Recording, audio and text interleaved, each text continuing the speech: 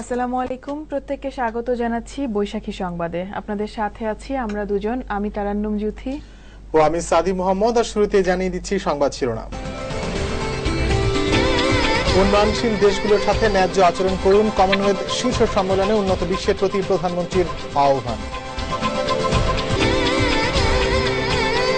সংলাপের জন্য বারবার যোগাযোগের চেষ্টা করা হলেও সরকার সাড়া দিচ্ছে না, অভিযোগ মির্জা ফখরুলের।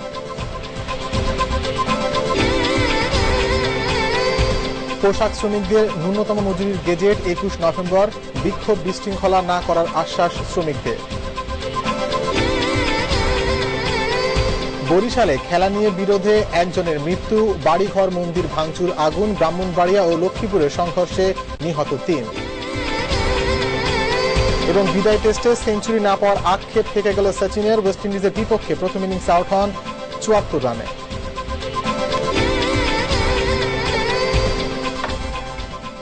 শুনছিলেন শিরোনাম। সংবাদে এছাড়াও থাকছে, হযরত ইমাম হোসেনের শাহাদাতের শোকাবহ দিন স্মরণ করছেন ধর্মপ্রাণ মুসলমানরা, পবিত্র আশুরায় বর্ণাঢ্য তাজিয়া মিছিল।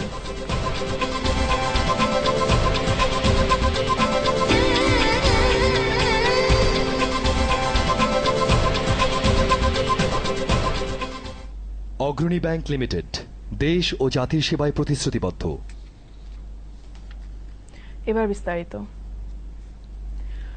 প্রবৃদ্ধি ও উন্নয়নের ধারা অব্যাহত রাখতে উন্নয়নশীল দেশগুলোর সাথে উন্নত বিশ্বের ন্যায্য আচরণ করার আহ্বান জানিয়েছেন প্রধানমন্ত্রী শেখ হাসিনা। 13তম কমনওয়েলথ শীর্ষ সম্মেলনে এক্সিকিউটিভ সেশনে দেয়া ভাষণে এই আহ্বান জানান তিনি। শক্তিশালী গণতন্ত্র ও ন্যায় বিচার প্রতিষ্ঠার পাশাপাশি সাধারণ মানুষের ক্ষমতায়নের মাধ্যমে ও দারিদ্র্য দূর করার যুদ্ধে সদস্য দেশগুলোকে আরও উদার হবার আহ্বান জানান প্রধানমন্ত্রী। আরও জানাচ্ছেন মিঠুন মুস্তাফিজ। 53টি দেশের সংস্থা কমনওয়েলথের ইতিহাসে 2 যুগ পর শীর্ষ সম্মেলন হচ্ছে এশিয়ার দেশ সাগর তীরের নগরী শ্রীলঙ্কার কলম্বোয়। 13তম কলম্বো শীর্ষ সম্মেলনে এবারের প্রতিপাদ্য প্রবৃদ্ধির সমতা ও উন্নয়ন। সম্মেলনে এক্সিকিউটিভ সেশনে প্রধানমন্ত্রী শেখ হাসিনা বলেন, যে কোনো জাতির উন্নয়নের পূর্বশর্ত সমাজে শান্তি প্রতিষ্ঠা করা, কেবল ন্যায় বিচার নিশ্চিত করার মাধ্যমে তা সম্ভব বলে উল্লেখ করেন প্রধানমন্ত্রী। বলেন, ন্যায় বিচার সেখানেই নিশ্চিত করা সম্ভব যে গণতন্ত্রে জাতি ধর্ম বর্ণ নির্বিশেষে বিশেষ করে প্রান্তিক মানুষের ক্ষমতায়ন ও তাদের আশা আকাঙ্ক্ষার প্রতিফলন ঘটে। কমলেশ শর্মাও এ সময় উপস্থিত ছিলেন। সদস্য রাষ্ট্রগুলোর চাহিদার সাথে কর্মসংস্থান সৃষ্টি করতে না পারার ব্যর্থতার সমালোচনা করে বলেন, বৈশ্বিক অংশীদারিত্বের নীতি গ্রহণের মাধ্যমেই প্রকৃত প্রবৃদ্ধি অর্জন করা সম্ভব, আর এর জন্য দরকার সদস্য দেশগুলোর ন্যায়সঙ্গত আচরণ। পরে শ্রীলঙ্কার প্রেসিডেন্ট মাহিন্দা রাজাপাকসে দেশটির উত্তর পূর্বাঞ্চলে পাট চাষের জন্য বাংলাদেশকে দীর্ঘমেয়াদে ভূমি লিজ দেওয়ার আগ্রহ প্রকাশ করেন। প্রধানমন্ত্রী তাকে ধন্যবাদ জানিয়ে পারস্পরিক সহযোগিতা অব্যাহত রাখার আশ্বাস দেন। মিঠুন মুস্তাফিজ, বৈশাখী নিউজ, ঢাকা। সংলাপের জন্য বারবার যোগাযোগের চেষ্টা করা হলেও সরকার তাতে সাড়া দিচ্ছে না বলে অভিযোগ করেছে বিএনপি। বিরোধী দলের সাথে সংলাপের দ্বার উন্মুক্ত বলা হলেও আলোচনায় সরকারের আন্তরিকতার অভাবকেই দায়ী করছেন দলের ভারপ্রাপ্ত মহাসচিব মির্জা ফখরুল ইসলাম আলমগীর। বিএনপির ভাইস চেয়ারম্যান রাজিয়া ফয়েজের জানাজায় অংশ নেওয়ার পর সাংবাদিকদের প্রশ্নের জবাবে মির্জা ফখরুল এসব বলেন। আরো জানাচ্ছেন গোলাম মোর্শেদ। বিরোধী দলীয় নেতাদের ধরপাকড় ও বাসায় বাসায় তল্লাশির কারণে আত্মগোপনে গিয়েছিলেন বিএনপির প্রথম সারির অনেক নেতা। কদিন পরে বুধবার রাতে চেয়ারপারসনের গুলশান কার্যালয়ে দেখা যায় তাদের কাউকে কাউকে। শুক্রবার বিকেলে দলের ভাইস চেয়ারম্যান রাজিয়া ফয়েজ মারা যাওয়ায় তাকে দেখতে যান মির্জা ফখরুল। পরে জানাজায়ও অংশ নেন তিনি। জানাজা শেষে সাংবাদিকদের সাথে আলাপকালে সংলাপ নিয়ে সরকারের সাথে যোগাযোগের বিষয়ে কথা বলেন মির্জা ফখরুল। আলোচনার মাধ্যমে এই সমস্যার সমাধান করতে চেয়েছি, এই কারণে বারবার আমরা চেষ্টা করেছি সরকারের সঙ্গে এই বিষয়ে কথা বলার জন্য, এবং যেটা বলা হচ্ছে সরকারের পক্ষ থেকে বলা হচ্ছে যে সংলাপের দ্বার খোলা আছে, সমঝোতার দ্বার খোলা আছে, কিন্তু সরকার কোনো আন্তরিক নন, তারা এই ব্যাপারে কথা বলতে চান না। আমি ব্যক্তিগতভাবে চেষ্টা করেছি কথা বলার, কিন্তু এখন পর্যন্ত আমি কোনো রেসপন্স পাইনি। এর আগে নয়াপল্টনে দলের কেন্দ্রীয় কার্যালয়ে সংবাদ সম্মেলনে অভিযোগ করা হয়, সরকার আলোচনার পথ রুদ্ধ করে বিরোধী দলের নেতাকর্মীদের গ্রেপ্তারের পথ বেছে নিয়েছে। একদিকে বিরোধী দলের নেতাকর্মীদের হত্যা, জেল জুলুম, দমন পীড়নের কমতি নেই, আবার অন্যদিকে উদ্দেশ্যহীন সংলাপের ধ্বনিতা করে এক অবাস্তব পরিস্থিতি সৃষ্টি করা হয়েছে। বিরোধী দলের সিনিয়র নেতাদের গ্রেপ্তার করে প্রধানমন্ত্রী সংলাপের রাজনীতির কফিনে শেষ পেরেকটি ঠুকে দিতে উদ্যত হয়েছেন। শিগগিরই দাবি আদায়ে আন্দোলনে নতুন কর্মসূচি দেয়া হবে বলেও জানানো হয় সংবাদ সম্মেলনে। গোলাম মোর্শেদ, বৈশাখী নিউজ, ঢাকা। বিরোধী দল সংলাপে না এসে সংঘাতের পথ বেছে নিয়েছে বলে অভিযোগ করেছেন মন্ত্রীরা। শুক্রবার বিভিন্ন অনুষ্ঠানে তারা প্রধানমন্ত্রীর সর্বদলীয় সরকার গঠনের প্রস্তাবে সাড়া দিতেও বিরোধী দলের প্রতি আহ্বান জানান। শাহনাজ পারভিনের রিপোর্ট। ঢাকা ক্যান্টনমেন্টে মানিকদি সিগন্যাল গেট ISSB সড়কের নির্মাণ কাজ পরিদর্শন করেন যোগাযোগ মন্ত্রী ওবায়দুল কাদের। পরে মন্ত্রীদের পদত্যাগ ও চলমান রাজনৈতিক সংকট নিয়ে সাংবাদিকদের সাথে কথা বলেন তিনি। জানান, নির্বাচনকালীন সরকার গঠনের পরই রাজনীতিতে হবে নতুন মেরুকরণ। এই কয়দিনের মধ্যেই নির্বাচনকে সামনে রেখে যার যার অবস্থান পরিষ্কার হয়ে যাবে। চাঁদপুরের কচুয়ায় এক অনুষ্ঠানে বিরোধী দলের বিরুদ্ধে গণতন্ত্র ধ্বংসের চক্রান্তের অভিযোগ আনেন স্বরাষ্ট্রমন্ত্রী মহিউদ্দিন খান আলমগীর। আর সিলেটে অর্থমন্ত্রী আবুল মাল আব্দুল মুহিত বলেন, একদলীয় নির্বাচনে বিশ্বাসী নয় আওয়ামী লীগ। সবাই অংশগ্রহণ করবে, বিরোধী দলীয়রা করবে, তাদের নামে হয়তো করবে না। তিনি ওই তথাকথিত সংঘাতের কথা বলে একথা প্রমাণিত করেছেন গণতন্ত্রে তার কোনো বিশ্বাস নাই। শেরপুরের নালিতা বাড়িতে যুব ও ক্রীড়া মন্ত্রণালয় আয়োজিত অনুষ্ঠানে কৃষিমন্ত্রী মতিয়া চৌধুরী বলেন, জনগণকে বিভ্রান্ত করতেই মহল বিশেষ মন্ত্রীদের পদত্যাগ নিয়ে প্রশ্ন তুলছে।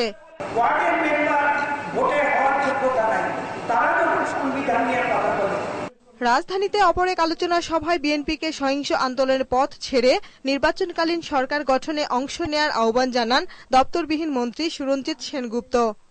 বিরোধী দলের নেত্রী সহ সবাইকে আহ্বান জানাবো যে আসুন আমরা একটি নির্বাচনের মাধ্যমে এই সমস্যার সমাধান করি।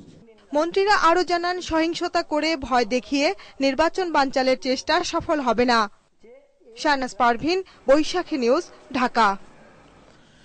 পোশাক শিল্পে শ্রমিকদের ন্যূনতম ৫,৩০০ টাকার বেতন কাঠামোর গেজেট প্রকাশ করা হবে ২১ নভেম্বর। এর আগ পর্যন্ত শিল্প এলাকায় বিক্ষোভ বিশৃঙ্খলা না করার ব্যাপারে মালিকদের আশ্বস্ত করেছে শ্রমিকরা।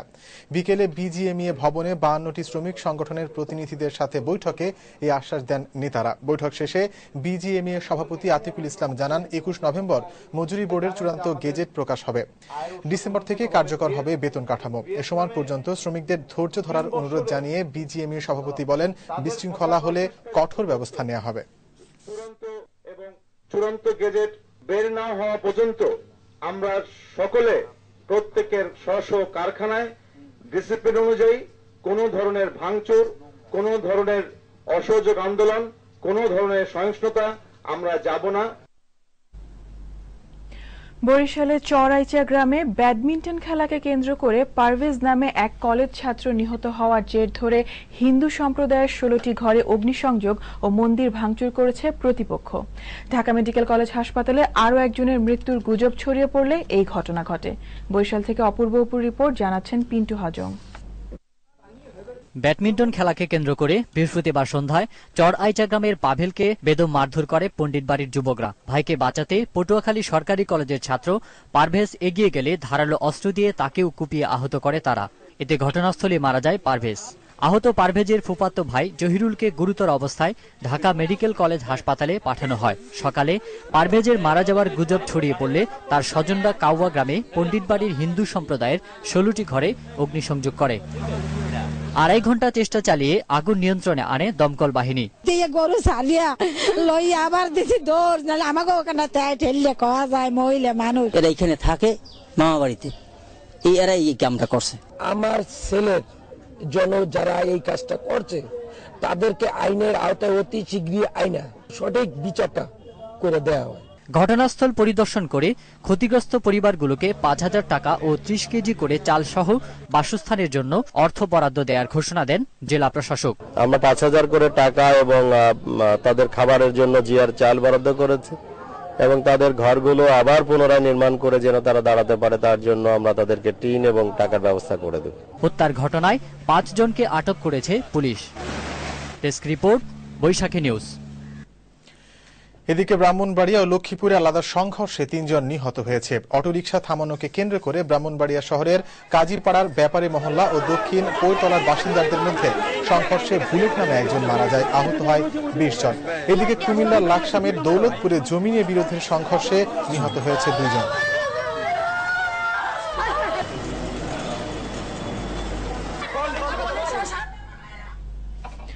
সভা সমাবেশ শোভাযাত্রা সহ নানা আয়োজনে পালিত হল পবিত্র আশুরা। মহানবী হযরত মুহাম্মদ সাল্লাল্লাহু আলাইহি ওয়াসাল্লামের দৌহিত্র ইমাম হোসেন রাদিয়াল্লাহু আনহু শাহাদাতের স্মৃতি বিজড়িত এই দিনটি বিশেষভাবে স্মরণ করেন ধর্মপ্রাণ মুসলমানরা। আশুরা উপলক্ষে রাষ্ট্রপতি, প্রধানমন্ত্রী ও বিরোধী দলীয় নেত্রী বাণী দিয়েছেন। আরো জানাচ্ছেন কামরান করিম।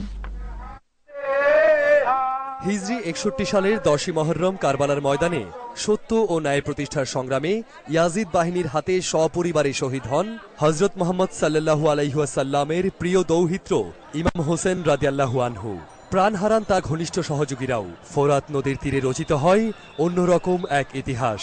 বিয়োগান্তক এই দিনটিকে স্মরণ করতে রাজধানীতে বের হয় শোভাযাত্রা ও তাজিয়া মিছিল। ধর্মপ্রাণ মুসলমানরা কারবালার যুদ্ধের মতো ঢাল তলোয়ার আর পতাকা উড়িয়ে হাঁটেন অনেকটা পথ। কেউ বা গায়ের রক্ত ঝরিয়ে চেষ্টা করেন ইমাম হোসেনের সেদিনের কষ্টকে নিজের করে নিতে। রাজধানীর সবচেয়ে বড় তাজিয়া মিছিলটি বের হয় পুরনো ঢাকার হোসনি দালান ইমামবাড়া থেকে।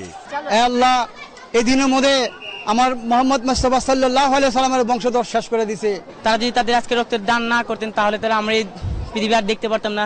ছেলে বুড়ো সব বয়সের মানুষ ইমাম হোসেনের কষ্টে মাতম করেছেন, প্রত্যয় জানিয়েছেন ইসলামের আদর্শে সুন্দর জীবন গড়ার। আজকে আমরা উনার শোকে আজকে আপনার শোক মানাচ্ছি। সকাল থেকে আসছি, সবকিছু সালাম করছি। আশুরা অন্যায় ও অত্যাচারের বিরুদ্ধে সোচ্চার হতে শেখায়, প্রেরণা যোগায় সত্য ও সুন্দরের পথে চলতে। কামরান করিম, বৈশাখী নিউজ, ঢাকা। মুম্বাইয়ের ওয়াংখেড় মাঠে টেস্টে ১৬ বছর ধরে সেঞ্চুরি না পাওয়ার আক্ষেপটা থেকে গেল সচিন টেন্ডুলকারের। আগের দিন ওয়েস্ট ইন্ডিজের বিপক্ষে ৩৮ রানে অপরাজিত থাকা মাস্টার ব্লাস্টার সচিন বিদায় টেস্টের প্রথম ইনিংসে আউট হন ৭৪ রানে। সচিন আউট হওয়ার পর ধীরে ধীরে মাঠ ছাড়তে শুরু করেন দর্শকরাও। এস এম সুমনের রিপোর্ট। মুম্বাইয়ের মাঠে খেলেই বেড়ে উঠেছেন সচিন রমেশ টেন্ডুলকার। প্রথম ক্রিকেটার হিসেবে ২০০ টেস্ট খেলার রেকর্ড গড়া এই মাস্টার ব্লাস্টার ব্যাটসম্যান নিজ আঙ্গিনা ওয়াংখেড়েতে ক্যারিয়ারের শেষ টেস্টটি খেলার আগ্রহ দেখিয়েছিলেন। টেস্টের প্রথম দিন থেকে এক সময়ের ধারাবাহিক ফর্মে থাকা সচিনকে ফিরে পাওয়ার ইঙ্গিত তার ব্যাটে। ৩৮ রানে অপরাজিত থেকে দ্বিতীয় দিন শুরু করেন ব্যাটিং জিনিয়াস।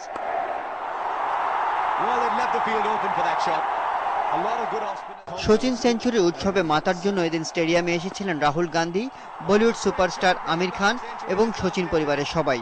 আত্মবিশ্বাসী শট খেলেই পান টেস্ট ক্যারিয়ারের ৬৮তম হাফ সেঞ্চুরি। বিদায় বেলাতেও ক্যারিবীয় বোলারদের উপর ভালোই তাণ্ডব চালাচ্ছিলেন সচিন। ৭৪ রানে দেওনারায়ণের বলে স্যামির দুর্দান্ত ক্যাচে সচিন আউট হতেই শ্মশানের স্তব্ধতা ওয়াংখেড় স্টেডিয়ামে। তবে দুদিন ধরে ভক্তরা স্টেডিয়ামে বসে সচিন সচিন নামে গলা ফাটিয়ে যে ভালোবাসা দেখিয়েছে তার প্রতিদান দিতে এতটুকু কার্পণ্য দেখাননি এ যুগের Don Bradman. There was almost a sense of inevitability to it that he would go on to get 100. So you could sense a sadness and a disappointment as soon as he got out. Amongst everyone, it was like a silence. Much to the disappointment of the crowd and much to the disappointment of millions who are watching, because there are other times when you would be scratchy, like Tendulkar would be scratchy, নিজ আঙ্গিনায় টেস্টে সচিন টেন্ডুলকার সর্বশেষ century পেয়েছিলেন ১৯৯৭ সালে। এই মাঠে তার century ওই একটি।